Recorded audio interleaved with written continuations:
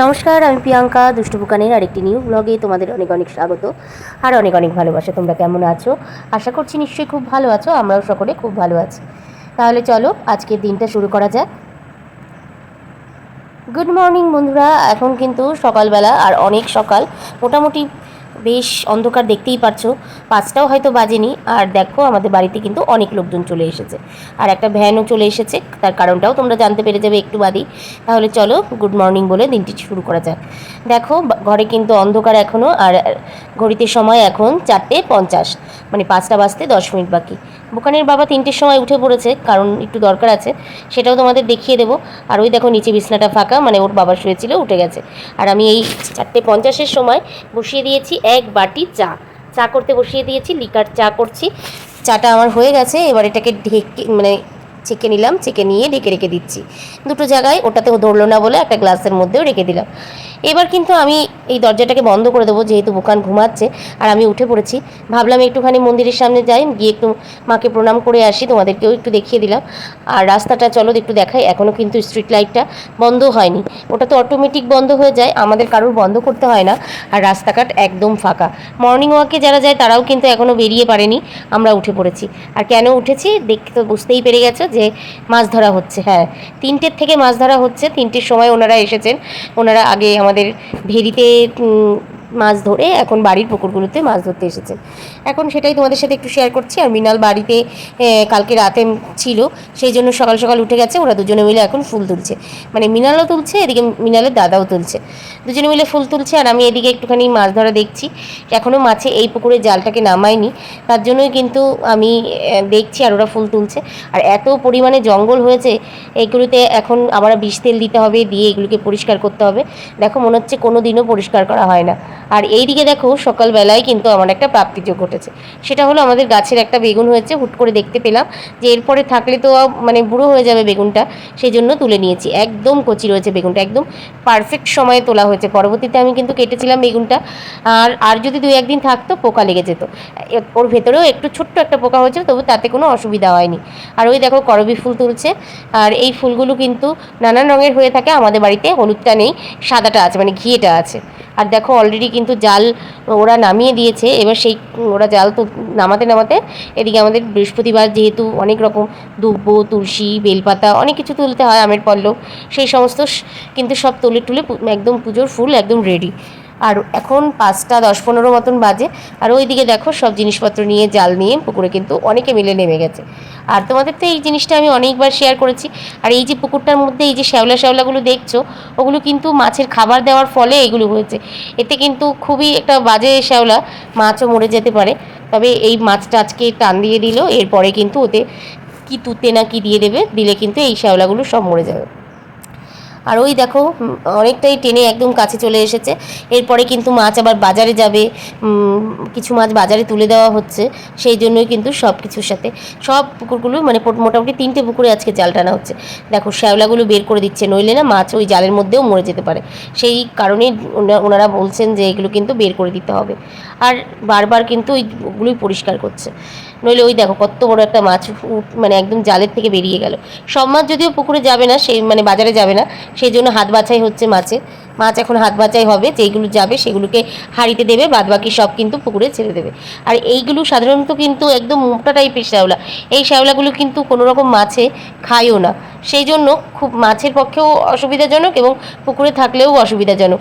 ছোট ছোট যেই শ্যাওলাগুলো হয় সেগুলো কিন্তু মাছ খায়, ওগুলো খেয়ে মাছ বড় হয়, কিন্তু এগুলো খায় না। আর এগুলোতে উল্টে আরও অক্সিজেন লেভেলটা কমে যায় জলে। অনেক কিছু বলে ফেললাম, কারণ অনেক দিন ধরে এই মাছ চাষের কিছু কিছু জিনিস দেখে দেখে জেনেও গেছি টুকিটাকি, তো সব জিনিস না। তাহলে চলো ওনারা মাছ ধরুক, মাছ নিয়ে বাজারে যায়, আমি আমার সংসারের কাজকর্ম করতে যাই। দেখো বন্ধুরা বেশ খানিকক্ষণ পরে আবার আসলাম। ওর বাবা কিন্তু চলে গেছিলো মাছ নিয়ে বাজারে, সেখান থেকে চলে এসে এই বাসন কটা কিন্তু ওর বাবাই মেজে দিয়েছে। ততক্ষণ আমি কিন্তু মোটামুটি আধা ঘন্টা 45 মিনিটের একটা রেস্ট নিয়েছি, মানে ঘুমাইনি, চুপচাপ শুয়েছিলাম আর কি। আর এদিকে এবার চলে এসেছি চিয়া সিড আর লেবু দিয়ে খেতে। আমার আর বুকানের বাবা দুজনেরই কিন্তু করে নিয়ে এবার এটাকে আগে খাবো, তারপরে কিন্তু একটুখানি বসে নিয়ে তারপরে চাটা যা খাওয়ার খেয়ে নেবো। তাহলে চলো, আমাদের কিন্তু এটা রেডি হয়ে গেল। এবার এটা দুজনে মিলে খাবো, খেয়ে অনেক রকম কথাবার্তা রয়েছে, মাছ কীরকম কী বিক্রি হলো না হলো সেই সমস্ত নিয়ে একটু কথাবার্তা বলবো, তারপরে কিন্তু অন্যান্য কাজকর্ম। বুকান এখনও ওঠেনি, বুকান উঠে পড়বে, তারপরে দেখা হচ্ছে পরে। দেখো বন্ধুরা, আরও বেশ খানিকক্ষণ পরে চলে এসেছি। ওর বাবা যেহেতু বাজারে গেছিলো সেই জন্য কিন্তু বাজার থেকে মাছ নিয়ে এসেছে। আজকে এনেছে পমফ্রেট মাছ। এখানে আমি সবকটা মাছ নিলাম না, এখানে 7 পিস মাছ আছে। আর নিয়ে এসছে ভোলা মাছ। এগুলো জন্টিদের বাড়ি থেকে জন্টি কেটে এনে দিয়ে গেল একদম ধুয়ে পরিষ্কার করে। এবার আমি এই যে পমফ্রেট মাছ কটা রান্না করব, 3 পিস ভোলা আর কয়েকটা পমফ্রেট মাছ, এগুলো কিন্তু চলে যাবে একদম ফ্রিজে। তাহলে চলো কন্টেনারটা আটকে ফ্রিজে নিয়ে যাই। কন্টেনারটাকে ফ্রিজে রেখে তারপরে চলে এসেছি চা করতে। এখানে দুধ চা করছি। আর সকালবেলা তো অনেকক্ষণ উঠেছি, একবার চা খাওয়া হয়েছে, আবারও একটু দুধ চা না হলে চলছে না, সেই জন্য কিন্তু চা করে নিচ্ছি। আর বুকান উঠে গেছে, ব্রাশ করে নিয়েছে। বুকান উঠে ব্রাশ ট্রাশ করে এখন করবে টিফিন, তারপরে বই নিয়ে বসবে। আর এই যে ওর জন্য রয়েছে চাউমিন, ফ্রিজে ছিল, সেটাকেই গরম করে দিচ্ছি, ঠান্ডা যেহেতু, না গরম করলে হবে না। আর ওকে প্লেটে করে দিয়ে দিলাম। এখান থেকে আমিও একটু খেয়েছিলাম, আর ওর মধ্যে একটু সসও দিয়ে দেবো। তাহলে চলো। আর এবার আমি কিন্তু আমাদের চাটা নিয়েও চলে এসেছি। আর আমাদের চার সাথে রয়েছে কালো জিরে বিস্কুট। এই কালো জিরে বিস্কুটটা কিন্তু দারুণ খেতে। এই নিয়ে দুবার আমাদের আনলো, খেতে কিন্তু অসাধারণ বিস্কুটটা। চায়ের সাথেও যেমন ভালো লাগে, খেতেও কিন্তু এমনি শুধু শুধু ভালো লাগে। এদিকে বুকানের বাবা কিন্তু হাই করে দিল তোমাদেরকে, আর রেডি হয়ে নিয়েছে, বেরিয়ে পড়বে, ডিউটি রয়েছে, কাজে যাবে। আর আজকে এই 9টা নাগাদ বেরিয়ে বাড়ি এসেছে, তখন 7:30 বাজে। যেহেতু বৃষ্টি হয়েছিল প্রচণ্ড পরিমাণে, সেক্ষেত্রে ওর কাজ করতেও দেরি হচ্ছে, আর অনেকগুলো কাজ ছিল। আমরা আজকে সকালবেলার খাওয়াটা এই দিয়েই সেরে নিলাম। আর এইদিকে দেখো, আমি কিন্তু তারপরে রান্না করতে চলে এসেছি। ওর বাবা বেরিয়ে গেছে, অনেকক্ষণ হয়ে গেল। আমি টুকিটাকি কাজকর্ম সেরে রান্নার দিকটা আগে সেরে নেব, তারপরে তারপরে পুজোটা দিয়ে নেবো স্নান করে। এদিকে দেখো, মাছটা নুন হলুদ তো আগেই মাখিয়ে রেখেছিলাম, এবার কিন্তু ভাজতেও বসিয়ে দিয়েছি। পমফ্রেট মাছের ঝাল হবে, আর হবে ডাল, আর সাথে কচুর শাক কাকা পরে দিয়ে গেছিলো। এই দিয়েই কিন্তু আজকে খাওয়া দাওয়াটা হবে। ভেবেছিলাম তো বুকানের বাবা দুপুরে খেতে আসবে, মানে যখন আসবে, চলে আসবে, তখন একটুখানি পাঁপড় ভেজে দেবো। তবে দুপুরে আর বুকানের বাবার খাওয়া হয়নি, কারণ বাড়ি আসতে আসতে 7:30 বেজে গেছিলো। তখন তো এসে আর ভাত খাইনি, একেবারে রাতেই ভাত খেয়েছে। আর এদিকে দেখো, আমার ডালটাও কিন্তু হয়ে গেছে সিদ্ধ। এবার এটাকে সোমবার দিয়ে দেবো। আলাদা একটা কড়াই বসিয়ে দিয়েছি। আমার ঘরে একটাও কাঁচা লঙ্কা নেই, সেই ক্ষেত্রে আমাকে শুকনো লঙ্কা দিয়েই কিন্তু আজকে ডালটা ফোড়ন দিতে হয়েছে। আর এদিকে মাছ ভেজে তুলে নিয়েছি সবকটা। এবার এই মাছের ঝালটা করে নেব, তার জন্য একদম সামান্য একটু কালো জিরে দিয়ে দিলাম। আর যেই কুচিয়ে রাখা পেঁয়াজটা ছিল সেটাও দিয়ে দিচ্ছি। দিয়ে পেঁয়াজটাকে একদম লাল লাল করে আমি ভেজে নেব। আর একটা মশলা তৈরি করে নিয়েছি, সেই মশলাটার মধ্যে রয়েছে আদা, শুকনো লঙ্কা, যেহেতু কাঁচা লঙ্কা নেই, কাঁচা লঙ্কা থাকলে আমি কাঁচা লঙ্কাই দিতাম। আদা, শুকনো লঙ্কা, আর রয়েছে একটুখানি জিরের গুঁড়ো, আর একটুখানি রসুন, এই দিয়েই কিন্তু, আর পেঁয়াজ, এই দিয়ে একটা পেস্ট করে নিয়েছি, সেটা দিয়ে দিলাম। দিয়ে এবার এটাকে খুব ভালো করে কষিয়ে নেব, যতক্ষণ না পর্যন্ত তেল ছেড়ে যাচ্ছে। তারপরে একটুখানি গরম জল দিয়ে একটু ঝোলঝোল হয়ে গেলেই কিন্তু আমি এটাকে মাছ দিয়ে নামিয়ে নেব। অনেকে এর মধ্যে ধনেপাতাটা পছন্দ করে, আর আমাদের বাড়ির যেহেতু বুকানের বাবা একদমই ধনেপাতা পছন্দ করে না, সেই জন্য কিন্তু আমার কোনো রান্নাতেই ধনেপাতা দেওয়া হয় না। আর এদিকে আমি ভাত বসিয়ে দিয়েছি, মাছের ঝোলটা হয়ে যায়, ডাল সম্বার দেওয়া হয়ে গেছে। তারপরে রান্নাঘরটাকে ভালো করে পরিষ্কার করে আমি স্নান করে নিয়েছি। স্নান করে কিন্তু আমি চলে এসেছি পুজো দিতে। আমার পুজো দেওয়া হয়ে গেছে। মন্দিরে আগে প্রথমে পুজো দিয়ে নিয়েছি, তারপরে কিন্তু ঘরেও পুজো দিয়ে নিয়েছি। এখনও যদিও বাটাটা তোলা হয়নি, আজকে বৃহস্পতিবার, পুজোটা দিতেও আমার অনেকটা সময় লেগেছে, কারণ সমস্ত সিংহাসনটা সুন্দর করে মুছে কাপড় পাল্টে পুজো দিতে কিন্তু অনেকটা সময়ের ব্যাপার। আমি মোটামুটি 12:30টায় পুজো কমপ্লিট করেছি, তোমাদের সাথে দেখিয়ে দিলাম। গুরু মহারাজকে কত সুন্দর লাগছে দেখো। আর ঘরের বিছনা টিছনা সমস্ত কিছু পরিপাটি পরিষ্কার। আর ওইদিকে দেখো, লাইটটা বন্ধ করে আমি একটু বাদে বাটাটা তুলে নেব। এখন কিন্তু একটুখানি রেস্ট নিতে হবে, প্রচণ্ড শরীরটা টায়ার্ড লাগছে, যেহেতু সারা রাত ঘুম হয়নি, বালিশও একটা রেখে দিয়েছি। আমি এখন একটুখানি রেস্ট নেব। তার আগে ভাবলাম, যেহেতু রান্নাঘরটা তোমাদেরকে একটুখানি ক্লিন করেছি, সেটা দেখিয়ে দিই। সমস্ত এঁঠো বাসন কিন্তু আমি তুলে নিয়েছি, মানে জায়গায় মতন গুছিয়ে রেখেছি বৌদির জন্য। আর এখানে দেখো, ভাতটা হয়ে গেছে, আর আমি মাছের ঝোলটার কালারটাও যেমন সুন্দর এসেছে, সেরকম টেস্টও কিন্তু দারুণ হয়েছিল। বুকানের বাবা, বুকান দুজনেও কিন্তু খুব ভালো খেয়েছে। নিচে ডাল রয়েছে, আর এদিকে সমস্ত গ্যাস, ইন্ডাকশান সমস্ত কিছু মুছে পরিষ্কার করে নিয়েছি।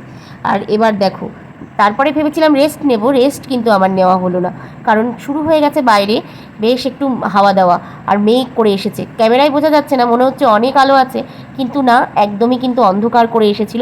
বুকানের আনন্দ যেন আর ধরছে না, আনন্দ করার মতনই বিষয়। এতদিন এত গরম, তারপরে এই যে হাওয়াটা, মনে হচ্ছে যেন প্রাণ ফিরে পেলাম আমরা। আর ওইদিকে একদম কালো হয়ে গেছে, সেটাই তোমাদের দেখানোর চেষ্টা করছি, কিন্তু ভালোই আলোর মতন মনে হচ্ছে, কিন্তু না, একদমই অন্ধকার করে এসেছিল। তার মোটামুটি মিনিট পাঁচেকের মধ্যেই কিন্তু ঝমঝমিয়ে বৃষ্টি শুরু হয়ে যাবে। তোমাদেরকেও আমি সেটা দেখিয়ে দেবো। আমি কিন্তু ওই দিক দিয়ে মোটর মানে জল তুলতে দিয়েছি, তারপরে কাছাকাছি ছিল সেগুলো শোকাতেও দিয়ে দিয়েছি, কিন্তু আমার সেটার কোনোটাই হয়েছিল না, কারণ কারেন্ট চলে গেছিলো। আমাদের এখানে তো এমনই পরিস্থিতি, হাওয়া দেওয়ার আগেই কারেন্টটাকে বন্ধ করে দেওয়া হয়। যাই হোক, আমি কিন্তু এদিকে পরবর্তীতে কারেন্ট যখন আসবে তখন করব। আর আমি তোমাদের সাথে শেয়ার করলাম, আবার একটু রাস্তায় চলে আসলাম। রাস্তা দিয়ে বেশ খানিকক্ষণ হাঁটাহাঁটি করছিলাম, তখনও বৃষ্টি নামেনি, তারপরেই কিন্তু বৃষ্টিটা নেমে যাবে। তাহলে চলো, তোমাদেরকে দেখিয়ে দিলাম রাস্তায় কিন্তু লোকজন কিচ্ছু নেই। আর ওইদিকে দেখো, দূরের রাস্তাটাও একদম শুনশান। কথা বলতে বলতে আমার কিন্তু এদিকে ঘরে চলে এসেছি, বৃষ্টি নেমে গেছে ঝমঝমিয়ে। আর এই দিক দিয়ে কোটের ভেতরেও কিন্তু জল ঢুকে যাচ্ছে, সেগুলো এখন আবার ওইদিকে যেতে হবে, ওগুলো দেখতে হবে কি করব না করব। তোমরা ততক্ষণ বৃষ্টিটাকে এনজয় করো, আর আমিও আমার ভিডিওটাকে শেষ করে দিচ্ছি। দেখা হবে নতুন আরেকটা ভিডিওর সঙ্গে। সকলে খুব ভালো থেকো, সুস্থ থেকো, সাবধানে থেকো। আমার ভিডিওগুলো দেখতে থেকো, যদি ভালো লাগে like comment share and subscribe করে দিও। আর এই বৃষ্টিটা যেন মনে হচ্ছে গাছপালাও যেমন সজীব হলো, মানুষও সেরকম